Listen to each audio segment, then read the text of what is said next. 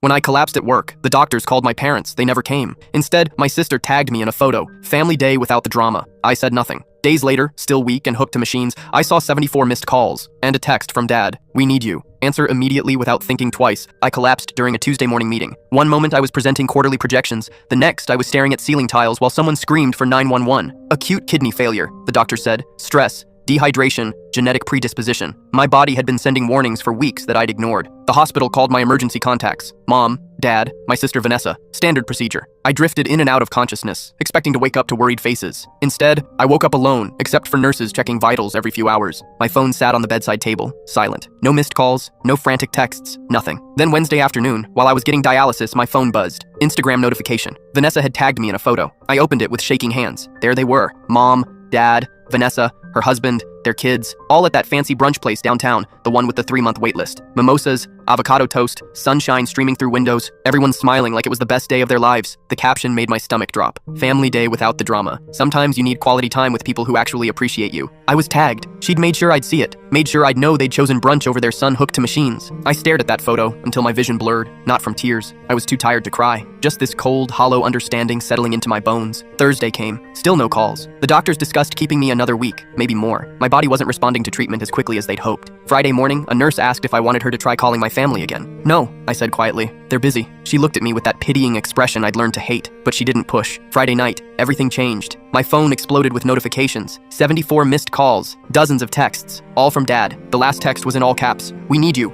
Answer immediately." I let the phone sit there buzzing like an angry wasp, finally picked it up and scrolled through the messages. The earlier ones were casual. "Call when you can." Then progressively desperate. "This is urgent. Family emergency. Why aren't you answering?" Then I saw the voicemail from Mom. I almost deleted it. Almost. But something made me listen. Her voice was tight with panic. "Your grandmother's estate lawyer called. Apparently she left everything to you. The house, the investments, everything. But there's a clause. You have to claim it in person within 10 days, or it goes to charity. We've been trying to reach you for 2 days. Where are you?" There it was. Grandma Helen. The only person in that family who'd ever really seen me. Who'd listened when I talked about feeling invisible. Who'd told me a year before she died that I was the only one who visited her for her, not for what I could do for them. I looked down at the IV in my arm, at the machines monitoring my struggling kidneys, at the hospital room where I'd spent 4 days completely alone. Without thinking twice, I turned off my phone. The nurse came in for evening vitals. "Everything okay?" I smiled for the first time since I'd collapsed. "Yeah, actually it is. Do you need me to call anyone?" "No," I said. "I'm good." 10 days later, I was released from the hospital. Still weak, but stable. I drove straight to Grandma Helen's lawyer, signed every document while my hands were still shaking. My phone stayed off for 2 weeks. When I finally turned it on, there were 367 missed calls and a message from Dad that made me laugh out loud. "You've destroyed this family. We'll never forgive you for this selfishness." I blocked every number, sold Grandma's house, and bought a small place 3 states away. Sometimes the best response is silence.